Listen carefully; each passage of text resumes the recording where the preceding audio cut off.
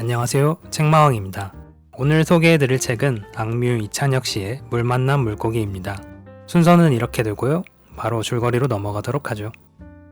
자신이 하는 음악의 의미를 알고 싶어하는 소년이 여행을 떠났습니다.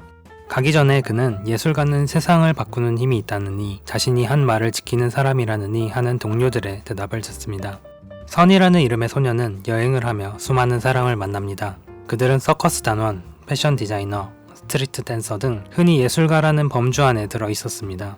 그 중에는 매력적이거나 예술가의 면모를 지닌 사람들이 가끔 있었습니다. 하지만 현실 앞에서 꿈은 소용없다고 생각하는 사람들이 많았죠.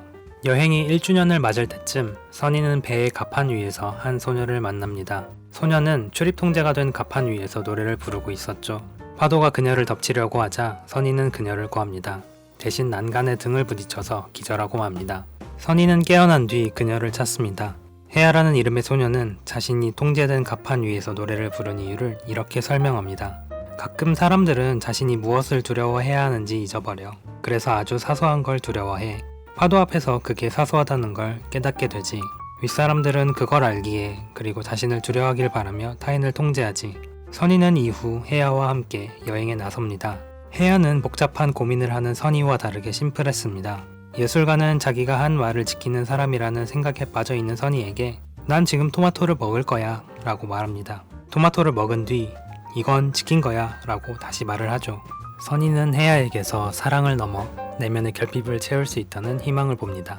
그리고 키스할게 라고 말한 뒤 키스를 합니다. 선이에게 있어 혜아는 음악 그 자체였습니다.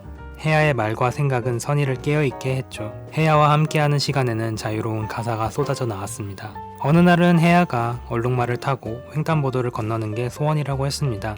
자유를 갈망하는 듯한 얼룩말의 야생성이 자유가 공평하게 통제되는 횡단보도를 건너는 모습을 보고 싶다고 합니다. 얼마 후 선이는 죄수복을 가져와 혜아와 같이 입은 뒤 그녀를 업고 자유롭게 횡단보도를 건넙니다. 하지만 선이는 혜아와 함께할 시간이 얼마 남지 않았음을 느낍니다. 혜아를 더 알기 위해 선이는 그녀와 함께 그녀의 고향을 찾아갑니다.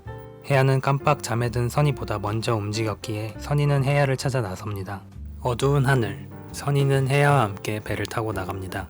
혜아는 선이에게 이렇게 말을 합니다. 너는 내가 사라진다고 생각할지도 몰라. 어쩌면 죽는다고 생각할 수도 있어. 근데 그런 게 아니야. 나는 내가 동경했던 바다를 만날 거야. 내 이름을 기억해줘. 그리고 토마토를 먹었던 때와 마찬가지로 난 여기서 작품이 될 거야. 이건 말한 거고 라고 말한 뒤 바다로 뛰어듭니다. 선이는 샤워를 할 때마다 그날의 장면과 감정이 떠올랐습니다. 그는 매일 꿈을 꾸었고 그것을 기록했습니다. 선이가 바다 옆에 건물을 공사합니다. 카페의 이름은 작은 별. 그러던 중 어느 여자가 들어옵니다. 선이의 노래를 듣고 들어온 여자의 이름은 양이였습니다. 시간이 흘렀습니다. 양이 씨는 이사를 왔고 자주 작은 별 카페에 들렀습니다. 선이가 내뿜는 특별한 분위기 때문이었죠. 양이 씨는 선이를 관찰하고 이해하면서 그와 함께 했습니다. 그리고 어느 날 선이는 밝은 미소를 지으며 양이 씨에게 이렇게 말합니다. 그날 양이 씨가 들었던 곡을 이제야 완성했어요. 이제야 알았거든요. 물 만난 물고기는 선이라는 사람이 여행을 하며 변화의 과정을 거치는 소설입니다. 선이는 여행 중 수많은 사람을 만나며 자신을 돌아보고 실제적인 자유를 찾아갑니다. 제가 오늘 리뷰에서 말씀드리고 싶은 내용은 딱 두 가지입니다. 하나는 직업과 존재이고 다른 하나는 자유입니다. 소설을 시간순으로 보면 시작은 뮤지션은 뭘 하는 사람이죠? 라는 질문부터입니다. 자연스럽게 선이를 이찬혁 씨로 대체해 고민하고 있다고 느끼게 되죠. 그런데 이 질문은 직업 탐구를 할 의도로 던진 게 아니었습니다. 선이는 재능 있는 리스너에게 인정받는 뮤지션이었고 스카우트 제의까지 받을 정도였기 때문이었죠. 얼마 전 읽었던 잡스 에디터에서 발행인 조수용 씨는 이렇게 이야기합니다. 직업이란 근본적으로 나 자신의 존재의 의미에 가깝다라고요. 이런 의미에서 선이의 질문은 자신의 존재 의미를 묻고 있죠. 사람들은 직업과 자신의 존재를 이분법적으로 생각하는 경향이 있습니다. 그것은 하루의 과반을 보내는 직업이 어느샌가 각 사람보다 위에 위치하게 되기 때문이죠. 직업은 나의 존재 의미를 표현하는 비중 높은 측면 중 하나일 뿐인데요. 그 외의 측면과 부조화를 이룰 때 고통을 느낍니다. 살다 보니 사는 대로 생각하게 되는 것처럼 눈앞의 일을 그저 하다 보면 일의 나에게 있어서 어떤 위치에 있는지를 잊어버리곤 합니다. 마치 일에 잡아먹히는 듯한 느낌은 생각만 해도 괴롭습니다. 선이가 던진 질문은 여러분의 직업으로 치환해서 던져도 좋습니다. 여행 중에 선이는 세상에서 말하는 예술가라는 사람들을 많이 만났습니다. 소설을 읽다 보면 환경미화원처럼 이 사람은 진짜다 라고 얘기할 만한 사람도 있었죠. 그럼에도 그 사람들과 함께 예술을 하지 않은 이유를 묻는 혜아에게 선희는 자신이 그들과 달랐다는 답변을 내놓습니다. 저는 선희가 뒤에 붙인 속마음이 와닿았습니다. 그녀는 가짜로 살기엔 나는 그들을 증오하며 인정하지 않았다. 진짜로 살기엔 나는 진짜의 면모를 갖추지 못한 사람이었다. 이런 나 자신을 인정하기가 쉽지 않았다 라고 이야기하는데요. 선희는 충분히 가면을 쓰고 음악을 할 수 있었을 것입니다. 하지만 그의 마음이 가면 쓴 자신을 용납할 수 없었죠.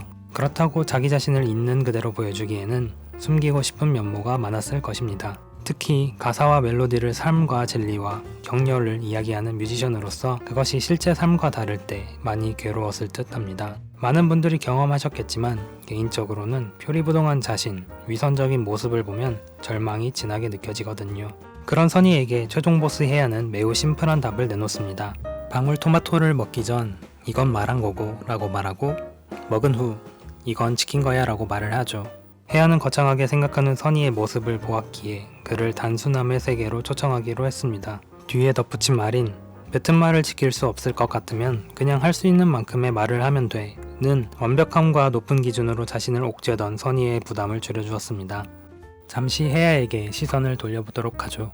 혜야는 예술가라는 단어를 초월한 사람이었습니다. 애초에 그녀는 그런 수식어가 필요한 영역에 있지 않았죠. 꿋꿋하다는 표현도 그녀를 다 담을 수 없을 정도로 혜야는 자유의 사람이었습니다. 선희에게 혜야는 음악이자 책이자 자유였습니다. 출입이 통제된 갑판 위에서 노래를 부르고 벌거벗은 채로 갈대밭을 뛰어다니고 얼룩말 옷을 입고 횡단보도를 건너고 싶다는 혜야의 모습에서 선희는 경이감을 느낍니다. 책에서 직접적으로 언급되지는 않았어도 알 수 있는 점은 혜야는 선희가 찾던 예술가의 정의에 맞는 사람이라는 사실입니다. 하지만 선희에게는 선희의 사랑에는 한계가 있었습니다. 그건 바로 선희가 자기 자신이 아닌 외부의 것으로 스스로를 정의하던 사람이라는 한계였습니다. 선희는 혜야를 필요로 했습니다. 사랑은 그런 관계성을 포함하죠. 선희는 헤어짐의 두려움, 존재가 위태로워질 것 같은 두려움을 느낀 것 같습니다. 혜야가 없으면 살 수 없을 것 같은 느낌이 들었겠죠. 그가 내게 다시 돌아오지 않아도 돼. 내가 나를 찾아오기 전에 내가 내 옆에 있을 거니까 내 옆에서 네가 주인공인 삶을 살아. 날마다 여행하게 해줄게. 그러니까 떠나자. 아무도 없는 곳으로. 라고 말한 건 사랑의 측면에서는 멋있는 표현입니다. 마치 옛날 발라드의 가사 느낌이 물씬하지요. 하지만 존재의 측면에서는 의존에 가까운 마음이 있는 것으로 보입니다. 여기서 두 번째 주제인 자유로 이어집니다. 외부를 통해 자신을 정의하는 것은 나쁘지도 이상하지도 않는 모습입니다. 타인의 존재는 우리도 잘 모르는 자신을 좀 더 명확하게 해줍니다. 하지만 자기가 스스로를 인정하지 않는다면 그런 모습이 자유롭다고 말하기는 어려울 것 같습니다. 어느새 상대방에게 아무 의식 없이 자신을 내주고 말죠. 또는 반대로 상대방을 통제하곤 하죠. 선희에게는 여기에 사랑이라는 양념이 덧뿌려진 거라고 생각합니다. 혜야는 완전히 자유로웠기에 바다로 뛰어들 수 있었습니다. 두려움, 눈치, 사회적 기준 등 자신을 제어하려는 어떤 것에도 떳떳이 자기를 표현할 수 있는 사람이 혜야였지요. 덕분에 선희는 큰 고통의 시간을 보내야 했습니다. 하지만 그것은 선희가 자유로운 예술가이자 직업과 존재 의미가 공존하는 사람이 되기 위한 통과 의례였다고 저는 보고 있습니다. 양희가 관찰한 것처럼 선희는 그녀가 싸우지 못한 부분과 혼자서 싸우고 있었던 것입니다. 죽음과 맞먹을 고통을 다스리고 견뎌낸 결과는 이 한마디로 요약할 수 있습니다.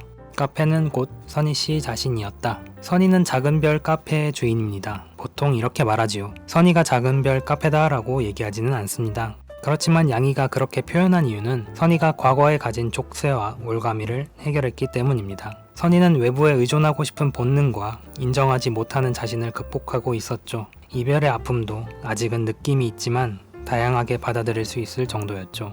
저는 이때에서야 진정한 물 만난 물고기가 난 것으로 보고 있습니다. 수어지교라는 말처럼 물고기는 물과 떨어질 수 없지요. 아마 앨범 속 동명의 곡은 선희를 물고기로 혜야를 물로 지칭했을 수 있습니다. 다만 저는 좀 더 큰 관점에서 물을 자유로 보았습니다. 사람은 자유로운 존재라고 말하지만 자유롭지 않은 사람들이 사실 많습니다. 앞서 말한 내면의 감정과 외부의 기준 등을 자발적인 의식으로 받아들이지 않는 경우가 많이 보이지요. 이런 의미에서 선희는 알을 깨고 나온 데미안의 싱클레어와 유사하지 않나 싶습니다.